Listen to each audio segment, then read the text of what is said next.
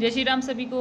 कैसे हैं आप सभी? आई होप सभी अच्छे होंगे and wish you all the best. International yoga day, today is international yoga day. तो सभी जो है योग युक्त अपनी जीवन शैली को अपनाएं। तो आज का हमारा टॉपिक है एग्जिस्टेंशियलिज्म्स, दैट इज़ द अस्तित्ववाद। ठीक है, एग्जिस्टेंशियलिज्म्स एक ऐसी फिलॉसफी है जो केवल इंडिविजुअलिटी की बात करती है।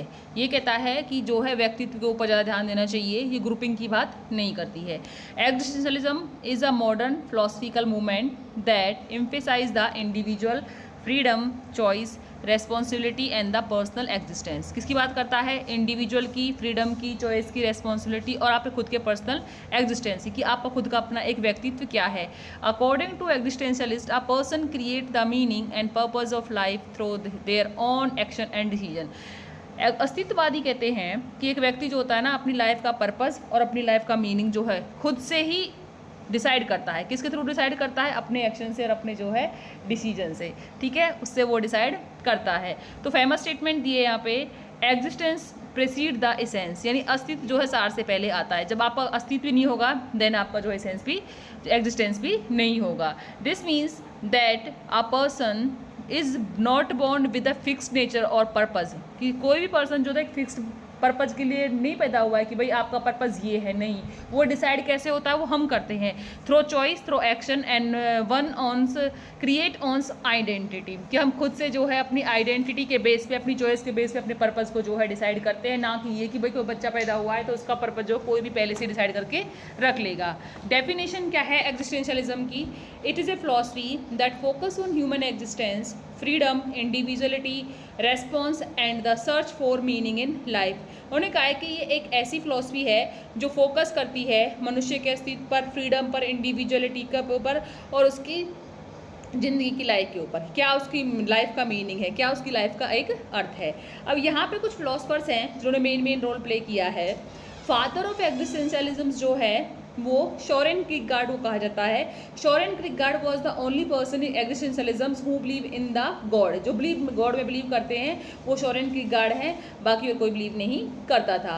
जीन पॉल सार्ट्रे ने एक स्टेटमेंट दी थी, existence precede the essence, that is the most important statement of the existentialism, क्योंकि सारा एग्जिस्टेंशियलिज्म जो इसी के ऊपर डिपेंड करता है। मार्टिन हेडगर्स ने कॉन्सेप्ट ऑफ बीइंग का दिया था। कॉन्सेप्ट ऑफ बीइंग मीन्स का मतलब होता है कि एक ह्यूमन बीइंग का अस्तित्व भी होता है।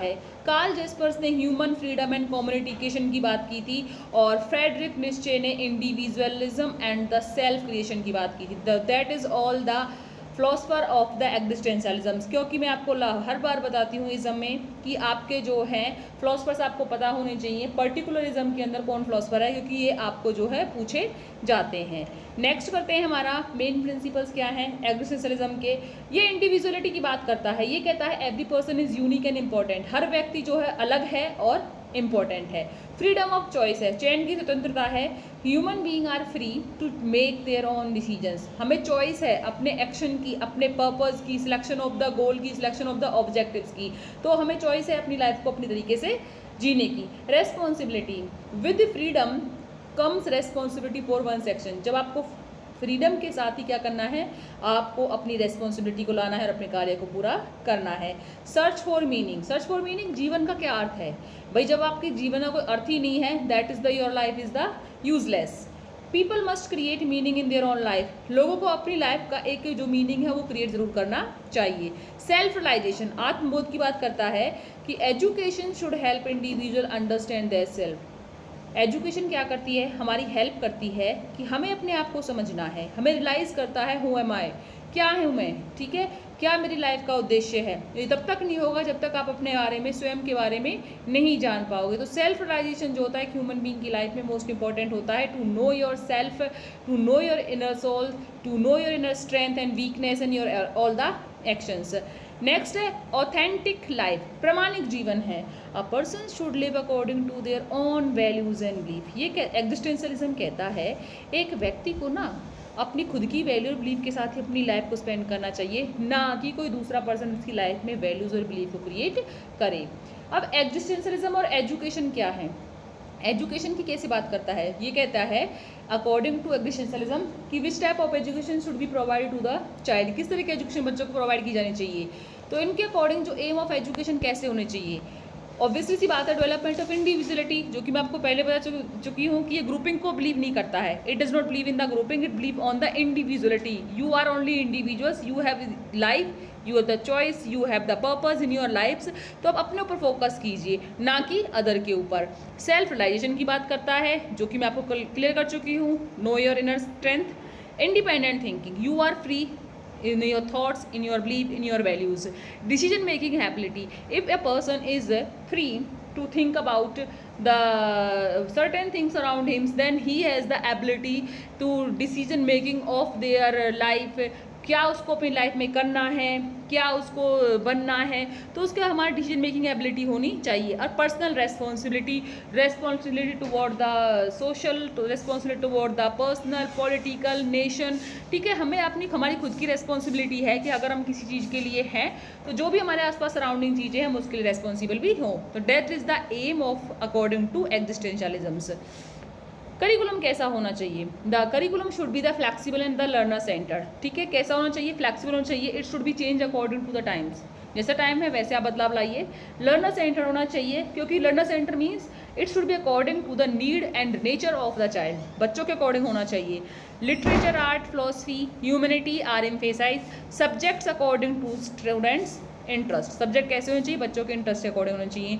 रोल ऑफ टीचर, टीचर का रोल कैसा होना चाहिए? Guide and facilitator. कैसा होना चाहिए टीचर? एक गाइड करने वाला, फैसिलिटी देने वाला. ठीक है.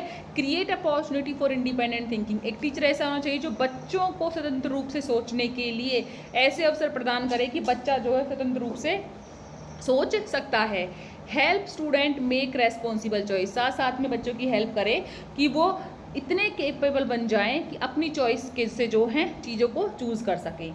रोल ऑफ स्टूडेंट क्या है? बच्चे कैसे होने चाहिए? बच्चे को active participation. There should be active participation in the classroom, not the passive listener. Decision making ability होनी चाहिए. इंडिपेंडेंटली अपने डिसीजंस को लें. Taking responsibility for learning. अपनी लर्निंग के प्रति रेस्पॉन्सिबल होना चाहिए, क्योंकि आप किस लिए जा रहे हो वहाँ पे? आप लर्निंग करने के लिए जा रहे हो. तो आप लर्निंग नहीं करोगे, that you are not responsible. Teaching method किस तरह के इंक्लूड होने चाहिए? Discussion method. Students should be discuss in a group. Problem solving method. If a teacher present a problem before the student then they should be solve it. Project method होने चाहिए. Self learning होनी चाहिए. And reflective thinking. Reflective thinking क्या होती है? To find the solution of the problems. ठीक है.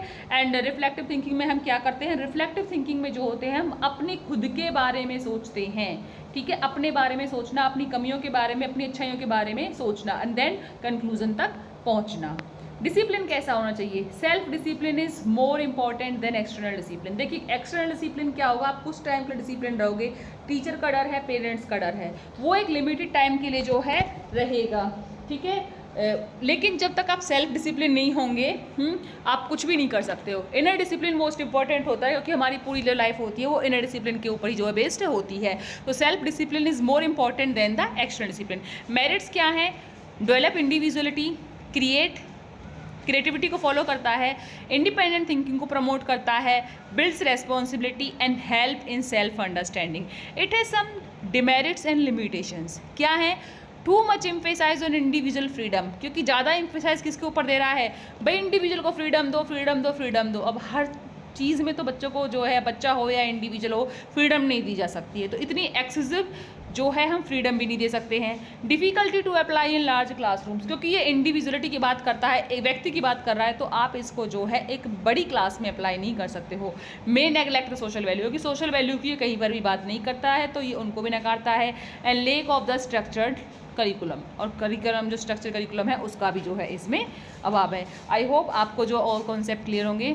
Thank you so much.